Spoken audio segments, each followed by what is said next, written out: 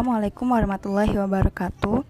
Selamat sore kepada Bapak Kaula Fahmi dan juga selamat sore kepada teman-teman yang menonton video ini. Kenapa saya bilang selamat sore? Karena saya membuat video ini di sore hari. Selanjutnya, tak kenal maka tak sayang. Sebelumnya perkenalkan, nama saya Firda Rahmawati, kelas 4C jurusan terjemah. Di sini saya akan menjelaskan sekaligus menjawab pertanyaan yang telah diberikan oleh Bapak Kaula Fahmi sebagai tugas UTS pada mata kuliah fonetik dan fonologi. Langsung saja masuk ke pertanyaan yang pertama, itu apa sih kaitannya antara ilmu aswat, fonetik, dan fonologi? Sebelumnya kita harus ketahui dulu apa sih fonologi itu. Fonologi itu merupakan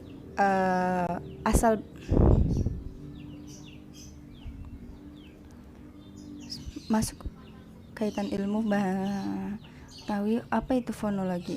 Fonologi berasal dari gabungan dua bahasa Yunani. Yang pertama itu ada pon yang berarti bunyi dan logos yang berarti tatanan atau ilmu. Jadi bisa disimpulkan bahwa fonologi adalah salah satu cabang linguistik yang memiliki objek studi bunyi-bunyi bahasa. Nah, lalu apa sih kaitannya antara ilmu fonologi dengan ilmu aswat dan fonetik?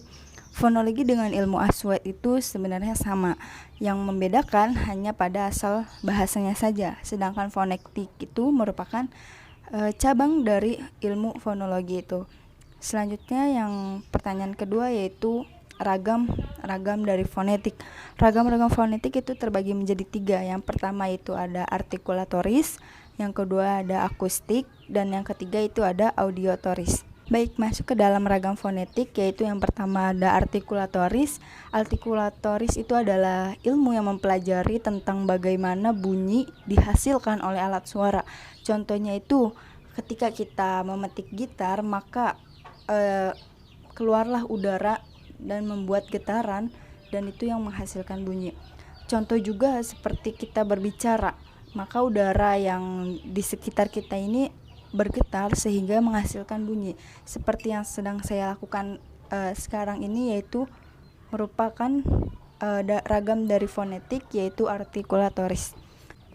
Selanjutnya itu ada akustik, yaitu cabang dari fonetik yang mempelajari bunyi bahasa dari segi bunyi sebagai gejala fisik, yaitu ada frekuensi getaran, amplitudo, intensitas, dan timbre. Selanjutnya masuk ke ragam fonetik yang ketiga, yaitu ada audiotoris. Nah, audiotoris itu sendiri adalah cabang fonetik yang mempelajari bunyi bahasa ketika bunyi tersebut sampai ke telinga pendengar, baik dari segi psikologinya maupun dari segi jiwanya. Mungkin nanti di sini saya akan cantumkan sebuah gambar untuk mempermudah bagaimana sih gambaran dari ragam fonetik audiotoris ini, seperti itu. Baik, jadi itu teman-teman ragam dari fonetik. Baik, selanjutnya itu masuk ke dalam deskripsi konsonan. Deskripsi konsonan itu terbagi menjadi 11 bagian. Yang pertama itu ada bilabial.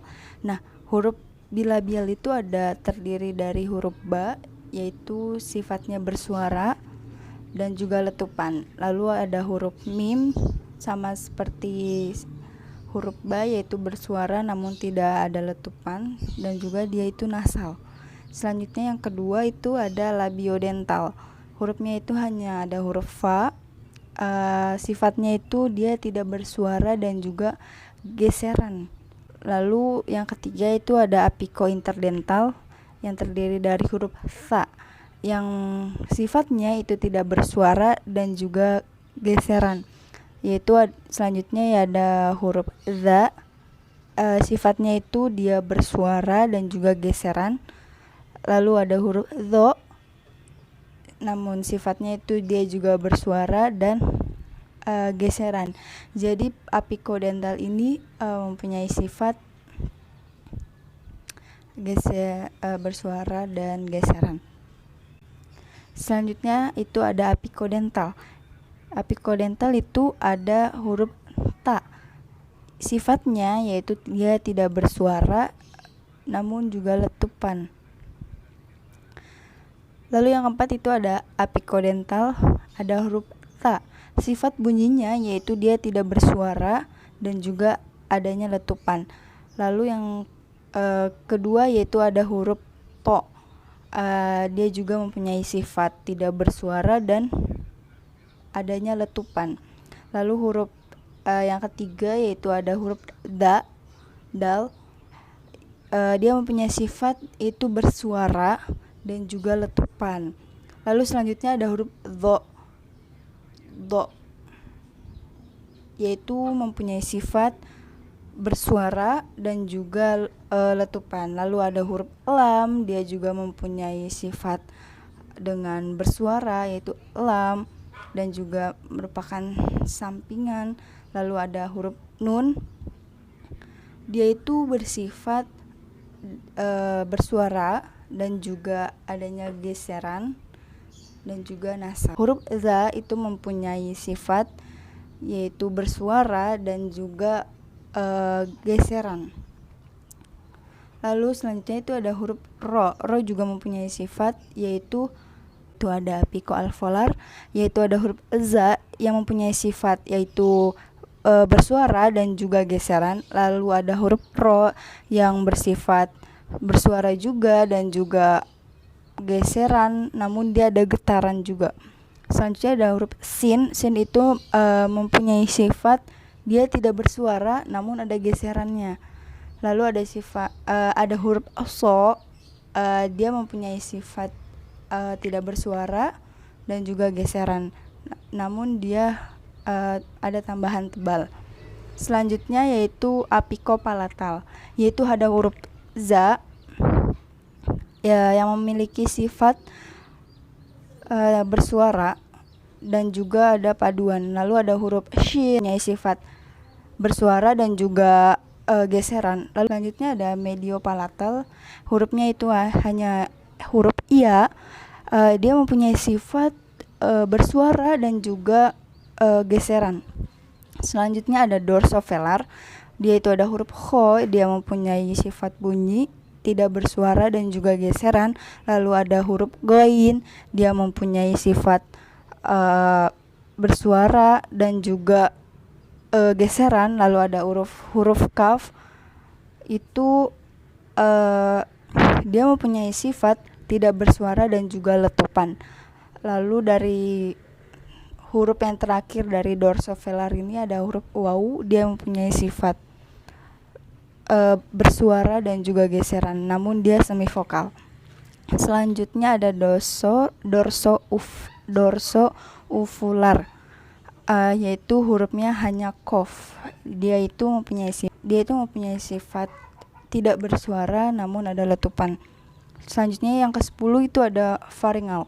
Faringal mempunyai dua huruf yaitu h, yang mempunyai sifat tidak bersuara dan juga geseran. Lalu ada huruf ain, dia itu mempunyai sifat adanya ain. Lalu pada huruf ain yaitu memiliki sifat bersuara dan juga geseran. Lalu yang terakhir itu ada glotal. Glotal itu mempunyai huruf h dan hamzah. H itu mempunyai sifat bunyi, tidak bersuara dan juga geseran. Lalu huruf hamzah sifat letupan, dia memiliki sifat bersuara namun dia juga bisa tidak bersuara. Nah, demikian teman-teman, itu merupakan deskripsi konsonan. Sekian dari saya, kurang lebihnya mohon maaf. Wassalamualaikum warahmatullahi wabarakatuh.